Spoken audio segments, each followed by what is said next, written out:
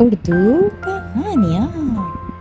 خاموش شیخ۔ عائشہ 14 سالہ ایک قابل لیکن کم گو بچی تھی اور اپنے آپ میں مگن رہتی تھی۔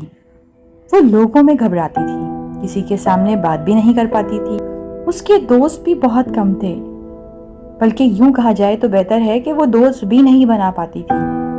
کسی سے اپنی دل کی بات تک نہیں کر پاتی تھی، جبکہ اس کے گھر والے نہایت ملنسار، لوگوں کے ہجوم میں رہنا پسند کرتے تھے۔ ان کے کئی دوست احباب تھے۔ عائشہ اپنے آپ کو ایک ایسی دنیا میں پھنسا ہوا محسوس کرتی تھی جو اسے سمجھ ہی نہیں پا رہی تھی۔ اس کی اس فطرت نے اسے طنز اور مذاق کا نشانہ بنا دیا تھا۔ گھر میں جب بھی کوئی مہمان آتا تو وہ چھپ جاتی۔ وہ کوشش کرنے پہ بھی لوگوں سے بات نہیں کر پاتی تھی۔ والدین سے بھی اس کو ہر وقت اسی بات پہ ڈانٹ پڑتی تھی۔ اس کے بہن بھائیوں کو زیادہ ملنسار ہونے کی وجہ سے ہر جگہ زیادہ اہمیت دی جاتی تھی۔ گھر والے سارے اس کی خاموش طبیعت پر تنقید کرتے۔ اس کے بہن بھائی اس کو شرمیلی بھنڈی اور احساس کمتری کا شکار کہتے، ماں سوائے اس کی امی کے۔ وہ اکثر اس کو سمجھاتی، بیٹی تم اپنے بہن بھائیوں جیسے بننے کی کوشش تو کرو۔ اسکول میں عائشہ کے اساتذہ سب کچھ آنے کے باوجود کلاس میں حصہ نہ لینے پر اسے خوب ڈانٹتے۔ ہم جماعت اس کی مخصوص فطرت کا مذاق اڑاتے، اکثر اس کی چیزیں چھپا دیتے اور وہ کچھ کہہ بھی نہیں پاتی تھی۔ کلاس میں اس کو اکیلی بدرو اور ایکسٹرا کر کے بلایا جاتا تھا۔ ایک دن عائشہ کی انگلش کی ٹیچر مسز خان نے ایک پروجیکٹ کے لیے گروپ بنایا۔ عائشہ کے گروپ کے لوگوں نے یہ کہہ کر اسے اکیلا چھوڑ دیا، تم لوگ گمسم ہی رہو، بیکار لڑکی۔ عائشہ کی آنکھوں میں آنسو چھلک گئے۔ وہ کتابوں کے ڈھیر کے پیچھے چھپ کر لائبریری میں رونے لگی۔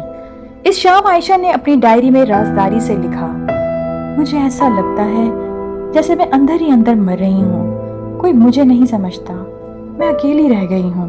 جیسے جیسے دن گزر رہے تھے عائشہ کی تنہائی گہری ہوتی جا رہی تھی۔ اسے اب اپنے آپ پر شک ہونے لگا تھا۔ میں ناکام ہوں، میں کبھی فٹ نہیں ہو سکتی، میں بیکار ہوں، اس زندگی سے بہتر ہے مجھے موت آ جائے۔ ایک دن اسکول کی میڈم نے اسے اپنے پاس بلایا۔ انہوں نے اسے اکثر لائبریری میں کتابوں کے پیچھے جا کے روتے ہوئے دیکھا تھا۔ عائشہ میری بچی، تمہیں کیا تکلیف ہے؟ عائشہ کا دل بھر آیا۔ اس نے اپنی دل کی ساری بھڑاس نکال دی، اپنی مشکلات اور احساس کمتری کا اظہار کیا۔ میڈم نے غور سے سنا، ان کی آنکھیں شفقت سے بھر گئیں اور وہ مسکرانے لگیں۔ عائشہ، آپ کا تعارف کوئی کمزور نہیں ہے، یہ اللہ کا تحفہ ہے، آپ گہری سوچ رکھنے والی تخلیقی روح ہو۔ انہوں نے علامہ اقبال، قائد اعظم اور گاندھی جی کی کہانیاں شیئر کی، جنہوں نے اپنی تنہائی میں طاقت پائی تھی۔ آپ کی خاموش طبیعت آپ کو زیادہ سننے، گہرائی سے غور و فکر کرنے میں مدد کرتی ہے۔ یہ فطرت اللہ نے آپ کو دی ہے اور یہی آپ کو زندگی میں ترقی دے گی۔ اپنی شخصیت کے اس حصے کو قبول کرو عائشہ، یہ تمہاری خوبصورتی کا حصہ ہے اور طاقت بھی ہے۔ شخصیت کا وہ حصہ جو تم نہیں کر پا رہی ہو وہ کمزوری نہیں ہے، بلکہ وہ تمہارا بلائنڈ ایریا ہے جو کہ تم آہستہ آہستہ سیکھ سکتی ہو، پر تمہیں طاقت اپنی فطرت سے ہی ملے گی جو تم لے کے پیدا ہوئی ہو۔ اسے عام فہم میں انٹروورژن کہا جاتا ہے۔ عائشہ کو میڈم کی یہ بات بہت اچھی طرح سمجھ میں آئی۔ نئی امید کے ساتھ عائشہ نے کہا، مجھے جیسے اللہ نے بنایا ہے اسے ایسے ہی قبول کرتی ہوں۔ اس نے انٹرنیٹ کی مدد سے اپنی پیدائشی فطرت انٹروورژن کی صلاحیتوں کو جاننے کے بعد اپنی تحریر پر کام کرنا شروع کر دیا۔ اپنے ہم خیال افراد کے ساتھ آن لائن فورمز میں شامل ہو گئے، خود کی دیکھ بھال کی اور ذہن سازی کی مشق شروع کی۔ اس نے لوگوں کی باتوں کو اگنور کرتے ہوئے اپنے آپ پر کام کرنا شروع کر دیا۔ آہستہ آہستہ عائشہ کا اعتماد بڑھتا گیا۔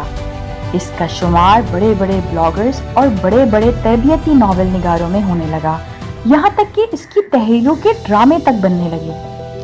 آج ایوارڈ لیتے ہوئے عائشہ کو قرآن پاک کی وہ آیت یاد آ گئی جس میں اللہ پاک فرماتے ہیں، ان اللہ لا یغیر ما بقوم حتی یغیروا ما بانفسہم۔ شک بھی نہ کرنا، اللہ کسی قوم کی حالت اس وقت تک نہیں بدلتے جب تک وہ خود اپنی حالت میں تبدیلی نہ لانا چاہے۔